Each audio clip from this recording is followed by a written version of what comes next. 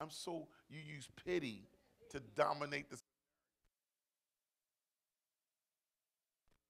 Understand what you're saying is I've lost position, I lost grip, and I'm disappointed. So what I've now, instead of me going strong, I want to go in. I need to go in prayer concerning this. I need to seek God. You're not seeking God. What you're trying to do is seek your own position of power because you lost the position of power. So we really have to deal with that in the sense of business, in the sense of relationship. You know, when you lose position, it just means that you have to become. Oh, that's good right there. I'm gonna say it again. When you lose position, it just means you have to become a greater partner. I've realized a long time ago that, well, not too long ago, that I had to realize that when I was disappointed in people, is God, am I the teacher? Am I the one designed to teach them through this? Or as I'm the student and they're teaching me something through this? Something I have to change, because it seems like this ain't gonna change.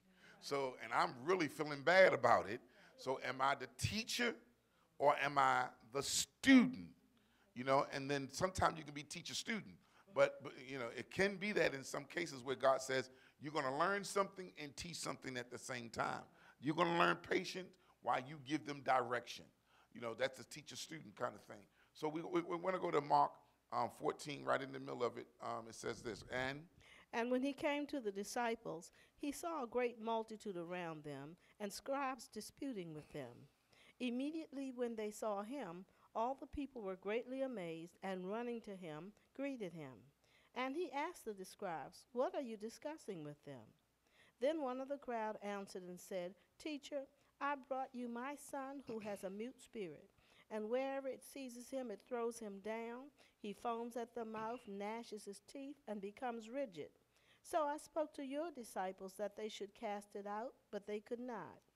He answered him and said, "O faithless generation, how long shall I be with you? How long shall I bear with you? Bring him to me." this is the example that Jesus showed.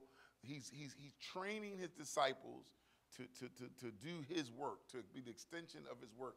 Pastors go through this a lot. Pastors are sincere about growth, can go through this a lot. When you prepare people to do his work, do the work of the kingdom.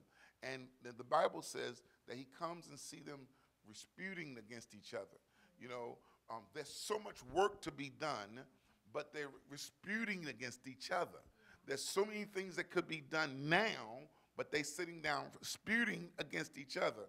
And the Bible says that Jesus was disappointed in them. But look at this. He was disappointed in them, but he became the teacher. And this is how he became the teacher. He showed them what they should be doing. See, it's easy to get them together and lay them out. But it's better to get them together and say, this is what you're supposed to be doing. I had the experience that a couple of weeks ago where everybody's disputing and going through stuff. And I said, wait a minute, let me just do it. Let me just tell them what to do and do it. And sometimes people get down the student, down that person, those people have to decide, am I the student or the teacher? Because they can either learn from me or they could rebel. They could learn, we need to work together to make this happen, or the next month they'll go through the same thing because there was listen, they didn't learn. They didn't learn. They refused to be the student. See, it's easy to point out who needs to be taught. It's very hard. You're the one that needs to be taught. So Jesus began to teach them what they need.